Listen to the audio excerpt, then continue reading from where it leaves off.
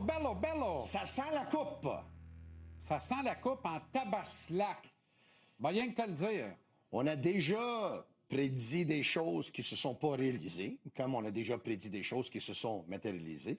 Plus la deuxième option que la première. Oui, mais j'ai des gens qui m'ont appelé aujourd'hui pour dire « Tony, penses-tu que les Oilers vont gagner aujourd'hui? » Je dis « Écoute, tout peut arriver, mais c'est ça que je sais. Les Oilers vont changer de gardien encore. » Ce soir? C'est Stuart Skinner, ce soir. Okay, ça a été Pucker le dernier match. Puis là, Skinner va être là tout le long. Skinner qui était commencé avant ça, puis échangé pour le Pucker. Donc, un autre changement de gardien de but. Une défaite des Oilers dernier match, ils ont accordé 5 buts. Le match avant ça, les Panthers avaient une avance de 3-0, puis ils l'ont échappé. Puis si tu joues ce match-là 100 fois, 99 fois, ils vont gagner le match avec une avance de 3-0. Le match avant ça, le match avant ça, ils avaient gagné 6-1.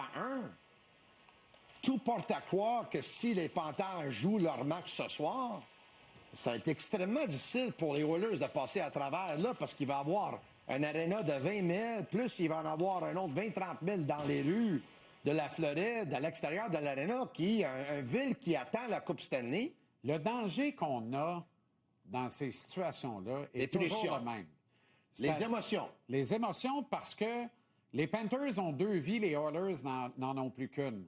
Fait que les Panthers peuvent se laisser déranger par des facteurs extérieurs. L'attrait de voir la coupe sortir du corps. Ben ouais. La famille, les amis, tout le monde est là. Ils se voient déjà, là, ils se visualisent avec la coupe à bout de bras, ce qui est pas mauvais. Ouais. Faut que tu joues le match, faut pas que tu oublies de jouer le match. On a vu de tout temps des équipes trébucher bêtement comme ça parce que Croyant est déjà rendu au fil d'arrivée. Sauf que ils ont joué dans ce film-là l'an dernier. Ouais. Ils le savent. Ouais. Puis ils veulent pas retourner à Edmonton pour un match numéro 7. Puis l'an passé, quand ils ont gagné la Coupe, le match numéro 7 en Floride, ils ont fait venir leurs parents, leurs familles, leurs amis pour le party. Puis ce soir, ils ont fait la même chose, là. Exact. Tu sais, les bouteilles de champagne, c'est vrai, là, ils peuvent se laisser emporter par les émotions, prendre quelques pénalités, mais aussi, ça peut avoir l'effet comme quoi ils se font transporter par l'adrénaline. Je m'attends à un match excessivement serré. On va tenir ça à bas pointage. Rappelle-toi que ça s'est fini 2-1 l'an dernier, le match numéro 7. Je pense aussi. Les Panthers l'emportent 3-2 en prolongation ce soir et sortent la coupe du coffre. Ouais. Un but de A.J. Greer. Aïe, en prolongation. Pourquoi pas? Aïe. Hein? Pourquoi ça serait pas? extraordinaire. Ça serait extraordinaire. Vive le Québec et bonne Saint-Jean. J'ai lu, évidemment, dans le journal, puis sur le site de TVA Sport, comme quoi il a supplié sa mère de rester, parce que sa mère fallait retourner travailler. Travailler à Joliette. À Joliette. Et là, je pense qu'elle est restée. Hein? Je pense qu'elle est restée pour le match ce soir. Bien sûr. Et Renaud rapporte une histoire fabuleuse également de Greer qui raconte qu'il a tourné le dos à ses parents qui avaient amassé 225 000 américains pour lui permettre de faire des hautes études à l'Université de Boston et qu'il a dit « Je m'en vais jouer junior majeur à Rouyn-Noranda ». Oui. Il est aujourd'hui dans la Ligue nationale. Il a promis à ses parents qu'il allait quand même graduer. Et il l'a fait. Alors, il a fait les cours à distance de la même université américaine. Oui. Il a gradué l'an dernier. Oui. Je te le dis, ce kid-là, cette famille-là, c'est du bon monde, c'est des gens extraordinaires, Tony. Tu as rencontré d'ailleurs Walter sur un vol vers la Floride. Et ça, je peux pas nier. La semaine passée, on s'est vu à l'aéroport. On était sur le même vol. On était dans le même restaurant pour le déjeuner, juste avant le vol. Et on en a parlé de cette situation-là, comme quoi la fierté des parents, t'es tellement content que le kid y a gradué de l'école parce que c'était quelque chose qui était vraiment important pour eux. Et il a tenu parole. Puis ça, c'est quelque chose, si tu penses, là, jouer dans la Ligue nationale à temps plein et finir tes études, pour tous les autres qui disent « j'ai pas le temps de faire ci ou de faire ça », t'as toujours le temps. C'est la volonté. Puis, Et permets-moi, Tony, de capitaliser là-dessus parce que je sais pas ce qui est le plus dur dans la vie. Compléter des études universitaires avec une excellente cote R à distance comme ça dans une prestigieuse université américaine ou faire des cours de français intensifs chez Berlitz à temps partiel puis être capable de dire plus que « bonjour, merci beaucoup » en français. Je dis ça, je dis rien, là. Mais il y a des leçons à tirer de ce que A.J. Greer réalise par les joueurs du Canadien qu'on veut voir renaître dans la peau de Larry Robinson, de Bob Gainey, de Ken Dryden, qui sont devenus des francophiles parce qu'ils ont épousé la culture de Montréal en débarquant ici, et qui encore aujourd'hui sont capables de tenir une conversation en français, même s'ils ne parlent jamais français, à part quand ils viennent voir Surge au Mirage pour un omnium de golf. Tu comprends? Non, je comprends. Il y a quelque chose là. Il y a quelque chose là. Que A.J. Greer devienne une inspiration. Maintenant, que ce soit ce soir ou vendredi, mais admettons la défaite des Oilers ce soir, est-ce qu'on a revu Connor McDavid pour la dernière fois dans l'uniforme des Oilers? Je vais dire non. Mais, on en a parlé brièvement hier, avec une victoire de la Coupe Stanley des Oilers. Disons que les Oilers gagnent les prochains 2 matchs, Connor gagne, il aurait rempli le mandat. Donc, il peut partir pour aller ailleurs, pour jouer dans d'autres marchés plus attrayantes. Si jamais il perd, là, lui, il se dit, 2 ans de suite qu'on perd, on n'a pas de gardien de but, puis évidemment, on est venu proche, mais il nous manque encore des éléments. Je sais pas si ça va être difficile, mais qu'est-ce que je pense, par exemple, c'est que les Oilers vont attendre. Ils vont attendre. Ils vont voir quel genre d'équipe ils vont avoir l'année prochaine. Ils vont voir s'ils peuvent aller chercher un gardien de but, s'ils peuvent aller chercher du renfort. Mais je commence à me poser des sérieuses questions là, sur Connor McDavid à long terme avec les Oilers. Si je devais parier, moi, je vais dire que Connor McDavid ne finit pas sa carrière avec les Oilers. Moi, je te le dis, Tony, en dehors de dire je vais rester ici dans une entente de 3 ans, il n'y a aucune espèce de raison de faire ça. Ouais. Je pense qu'il est parti parce que c'est 8 ans ou rien. 8 ans, ça l'amène à 37 ans, presque à l'âge de la retraite. Ça veut dire qu'il aura passé toute sa carrière là. Cette décision-là, elle est très importante, elle est névralgique. À Edmonton, on regarde la situation à Toronto. On ne veut pas jouer dans ce film-là. C'est un très mauvais film de série B. Aucune espèce de chance que les Oilers s'embarquent là-dedans. Tu ne veux pas commencer la prochaine saison sans que Connor McDavid ait un statut contractuel clair et net. On a réglé la situation de Leon Draisaitl. Maintenant, il faut régler la situation de McDavid. Mais si McDavid dit je préfère voir courir un peu et réfléchir ensuite, tout de suite, il faut que tu réagisses en disant donne-nous une short list, 5 équipes. Il va baisser à 3. T'en prends 3. Ça te prend 2 poissons dans les temps pour faire sauter à la banque, puis tu commences des négociations. Et là, il y a quelque chose d'important dans tout ça, c'est que d'habitude, les gros joueurs comme ça, des vedettes comme ça, tu échanges ça vers le repêchage.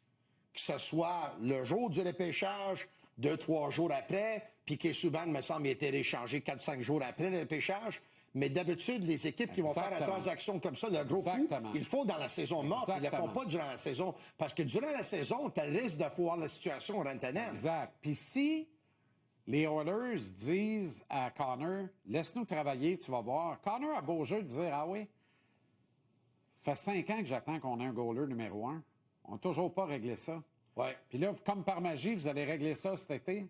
Les boys, je vous ai donné 9 ans de ma carrière. Il en reste une. Moi, je suis prêt à vous la donner, là. Je vais vous la donner au meilleur de moi-même. Je vais aller au bout de mon contrat. Et l'été prochain, on verra ce qui arrivera. Tu veux-tu t'embarquer là-dedans? Ben non, tu veux pas. Je sais que tu as répondu oui, mais la réponse est non. Non, je comprends. Oui, mais non. Donc. Oui, mais non. Non, mais oui. C'est ça.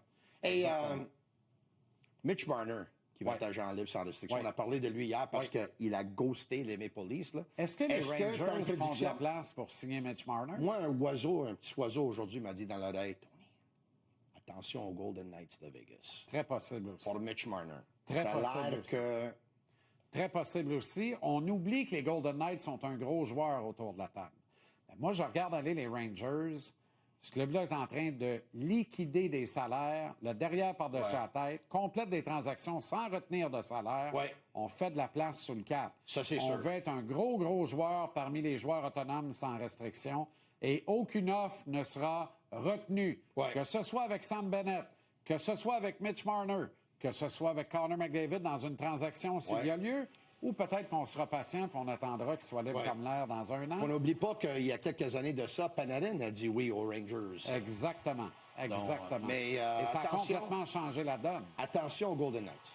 Attention aux Golden Knights. Pas impossible.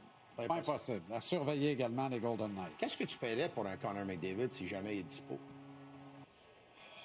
Écoute, faut que les Oilers vont vouloir un premier centre. faut que tu donnes la lune. Le problème, là, McDavid, il regarde ça, là, puis il dit, lui, son bet, là, le meilleur bet pour lui, là, je reste à Edmonton, puis je m'en vais l'été prochain. Parce que si j'embarque dans un deal de transaction, mais ça, c'est chiant que les Oilers fassent ça. Il ne peut pas leur faire ça. Il y a une dette morale envers les Oilers. Même si on dit c'est un business, on se doit rien, prenez-le pas personnel. Moi, je pense qu'il y a une dette morale envers les Oilers et surtout envers leurs partisans. Mais lui, son meilleur bet, c'est jouer sa dernière saison. Et là, quand il arrive libre comme l'air l'été prochain, il choisit le club qui est à ça de la Coupe Stanley, puis il va en gagner 3-4, tu comprends? Il peut aller là alors que là, il peut choisir sa destination cette année. Mais ce que l'équipe va donner en retour va peut-être le reculer d'une Coupe Stanley par rapport à la situation actuelle à Edmonton. Alors, lui, il est où dans sa tête? C'est une question de confort de la vie de tous les jours, taxes, impôts, contexte dans lequel j'évolue, absence de pression médiatique, ou je veux absolument gagner la Coupe Stanley. C'est sûr que la Coupe Stanley est dans ses priorités. Est-ce que c'est sa priorité numéro 1? Qui est capable de dire ça? C'est énigmatique, McDavid. On ne sait jamais vraiment ce qu'il pense. Quand tu penses à Sidney Crosby, tu le sais. Priorité 1, gagner. Voilà pourquoi il va s'en aller au Colorado. Voilà pourquoi l'arrivée de Sullivan à Manhattan, il miss les Rangers entre l'Avalanche et le Canadien. Le Canadien vient de tomber 3e dans le Derby Crosby. C'est sûr que les agents libres vont regarder les Rangers et vont dire « J'ai confiance dans cet entraîneur-là », même s'il a arrêté les séries à plusieurs reprises avec les Penguins de Pittsburgh. C'est pas sa faute, là. Il n'y avait pas d'équipe, là. Jonathan Toews. Plus que 2 équipes en liste, dit-on, dont les Jets de Winnipeg. C'est intéressant. C'est un gars de Winnipeg, Manitoba. Donc, c'est un gars qui... Écoute, Winnipeg, c'est pas destination numéro 1, là. C'est pas aller au Club Med dans les Caraïbes, là. Tu sais, c'est... Euphémisme. Mais tu sais, Jonathan Toews, c'est un gars de la place, qui a déjà eu une belle carrière avec les Blackhawks de Chicago, qui a déjà gagné ses 3 Coupes cette année. Lui, il peut se dire, après 2 ans qu'il joue pas, il peut se dire, je retourne à la maison. On va essayer une année, on va voir qu'est-ce que ça va donner. Donc, ça serait tout un coup pour les Jets qui n'ont rien à perdre parce que j'imagine que lui, il va avoir une entente avec des bonnies. Là. Je pense pas qu'il va demander la lune. Là. Lui, il veut juste une opportunité de prouver à lui-même qu'il peut encore faire la job. Puis le plus gros bonnie, Tony, va être lié au nombre de matchs qu'il va disputer. Je pense que Moi, je pense que ce gars-là fait 1,5 à 2 millions s'il atteint la barre des 50 matchs, plus un autre million s'il en joue 75. J'ai quelque chose pour toi ce soir. Ça fait 3 mois qu'on parle de Sidney Crosby.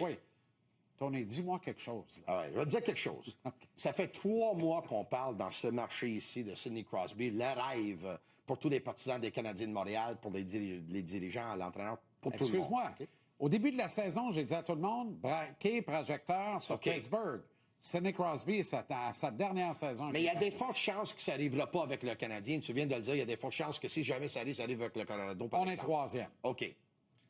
Pourquoi personne ne parle de Malkin? On dit que les Penguins seraient, si jamais ils vont échanger un de 3 joueurs, ça va être Malkin. OK. Oui, mais Malkin, tu vas avoir plus que Brian Ross, là, je suis d'accord. Oui. Mais tu vas avoir bien moins que Sidney Crosby. Ça, c'est sûr. Mais si tu parles de Montréal, tout de suite, Gino. Non, mais tout de suite, Gino. Si Crosby ne veut pas partir, s'il ne veut pas partir, il veut rester. Mais si Malkin est dispo, là, si Malkin est dispo, il a connu une saison de 50 points en 68 matchs, quelque chose de même, là. OK? Il s'en va vers le déclin, on le sait. Écoute, c'est un gros centre. Ah oui. Malkin, encore à son âge, à 38 ans. Est-ce que Doc est meilleur que lui? Non. Est-ce que Newark est meilleur que lui? Mais non. C'est qui l'idole de jeunesse de Demidov? Malkin. Malkin avec Demidov, pour une année... Et l'année? Dans un monde idéal... Mettons que ça se met mal aller, ça va mal aller longtemps. Dans un monde idéal, le Canadien aimerait aller chercher un joueur de centre, dans le fleur de l'âge, 26, 27 ans, qui a encore 6, 7, 8 ans devant lui. Je comprends. Mais si jamais le plan A, il n'est pas possible, tu dis-tu non à Malkin? Il peut pas demander la lune pour Malkin à 38 ans. Je vais te dire de quoi? C'est le plus beau des plans B. Je pense que c'est un bon plan B. C'est le plus beau des plans B. C'est un plan temporaire d'1 an. On le fait. Ça donne du temps. On le fait. Ouais. Michael Age s'en vient après. Ben oui. Ciao, Bello. Salut, là. Hey, ciao, Bello. Bon match numéro 6 ce soir. Mozito, mot en terminant? Mozito. Slap, il l'a faussé. Mozito. Bougez pas, viens.